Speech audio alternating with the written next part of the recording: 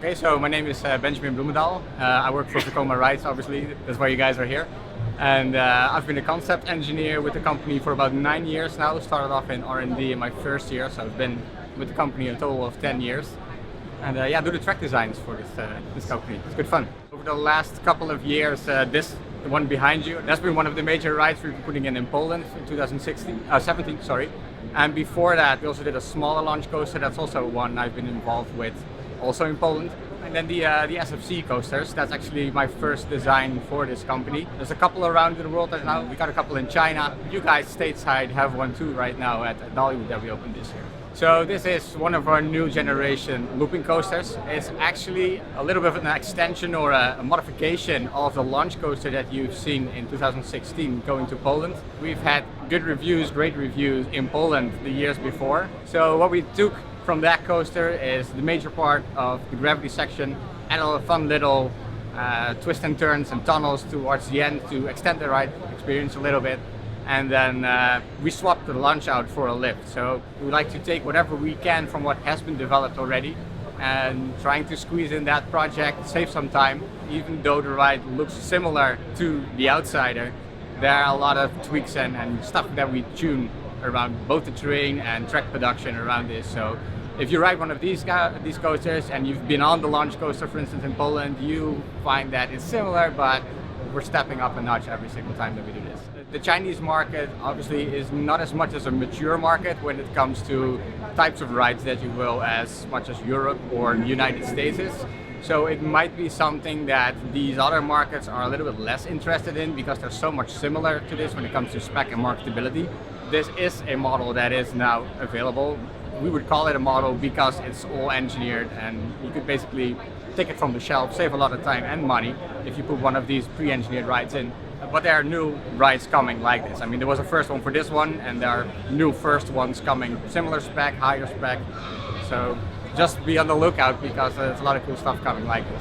Much like the sit-down coasters, we took them into a new era. We've done the same thing now with the suspended coaster. We see there is still a lot of demand for these type of rides, maybe in a slightly different form than you've seen them out there already. But as you may have noticed, we've made like great leaps in the last couple of years when it comes to track design, both technically and creatively, production quality, both on vehicle and track.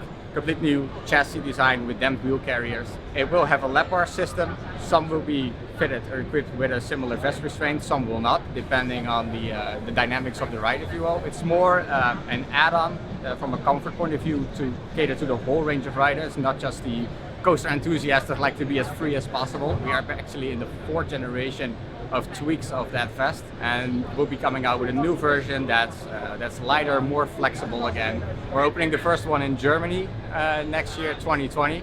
It's a double coaster, so we're putting in one of our customized family boomerang designs together with this suspended thrill coaster. We have a lot of interaction points between the two rides. We do try to put emphasis on inversions, but in addition to that, we also have a focus on airtime, because as long as you design your train to be able to handle what's going on when you do like a negative crest, you can do airtime the same way that you can do it on a sit-down coaster. So what you'll see in these new designs is not just a sole focus on loops and turns, if you will, but also a combination of airtime hills, twisted hills, anything like that. The SLC, as you know, is completely phased out. It's not of this time anymore, not of this era.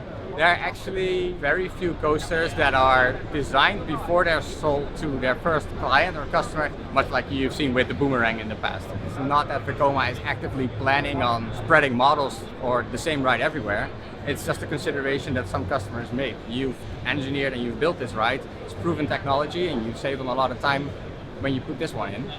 Obviously, custom design is also an option, so it's all down to the clients that we talk to. This is our 3rd generation flying coaster. It's designed to be a launch coaster. We're also working on a new, very different concept of a lift style, but that's far in the future at this point. And then the loading-unloading system is completely different to what you've seen in the past. So instead of folding back the seats as we've done before, we now rotate the seats and you actually board the train as sort of a side-scrolling motion, which also allows parks to integrate a dark ride section or even a lift section, much like you would be riding an escalator sideways going up the section first. It's not just more efficient when it comes to loading and unloading, but there's some opportunity to do more than just a flying experience with this type of ride as well.